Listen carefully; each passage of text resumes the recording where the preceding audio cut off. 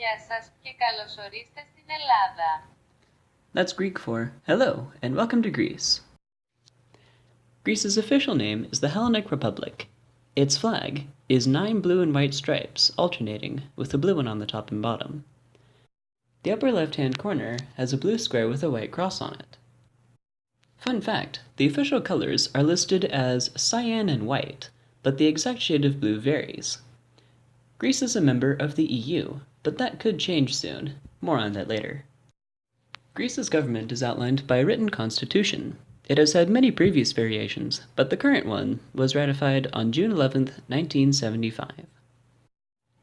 Greece has a semi-presidential system, meaning they have a prime minister as well as a president.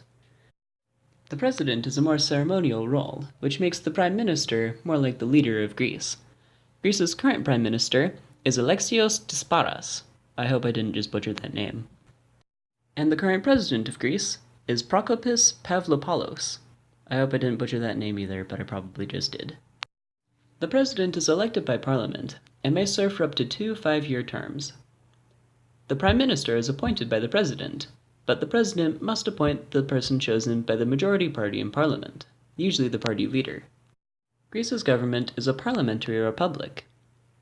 Their legislative branch is called the Hellenic Parliament. It is unicameral, meaning there is only one house. Unlike the legislative branches of the United States, the UK, and Russia, which are all bicameral, or 2 houses.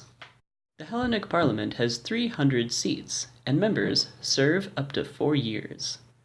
Finally, the third branch of Greece's government is their judicial branch. The Greek Supreme Court decides if legislation passed is constitutional. Supreme Court judges are appointed for life by the president. Greece is one of the most mountainous countries in Europe. Mount Olympus is the highest one, at 9,500 feet above sea level. Greece is made up of a mostly dry mountainous mainland and thousands of tiny islands. Only hundreds of these islands are actually inhabitable, though. Some of these islands are very popular tourist destinations, such as the beautiful Santorini, which I have several paintings of.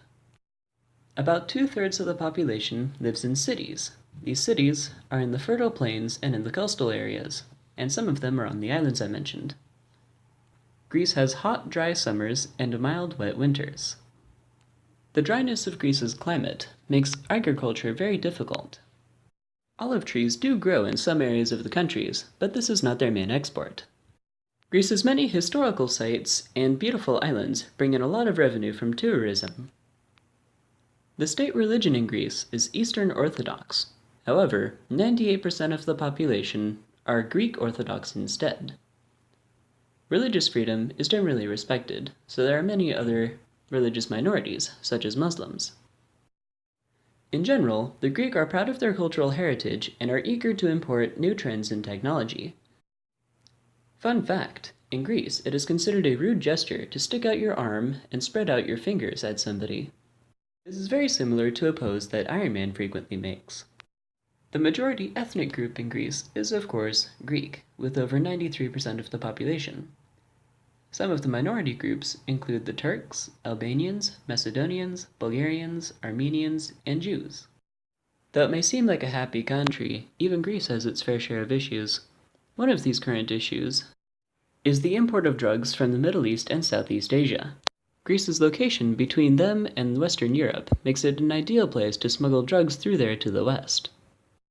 Another foreign issue is the large amount of immigrants coming in from Syria and Albania. One of Greece's internal issues is a terrorist group called the Revolutionary Struggle. Their goal is to stop the spread of globalization in Greece and to overthrow the Greek government. I wouldn't worry about them too much, though, because they've been mostly inactive within the past few years, and their only actions have been fighting with the police. A much more pressing current issue within the country is a financial crisis. Almost 10 years ago, Greece was in some pretty serious debt and had to get some help from the EU and others. Many people in Greece did not like this, however, which led a radical left party called Golden Dawn to become the majority party in parliament. Golden Dawn strongly dislikes the EU, and under their direction, Greece may soon leave. As for relationships with much more nearby neighbors, Greece is currently in a debate with Turkey regarding some water and air territory of the Aegean Sea. In terms of military and political power, Greece tends to be less powerful than its neighbors. I hope you've learned a lot about Greece. Now if you'll excuse me, I have to go censor the Iron Man movie so that Greek children can watch it. Bye!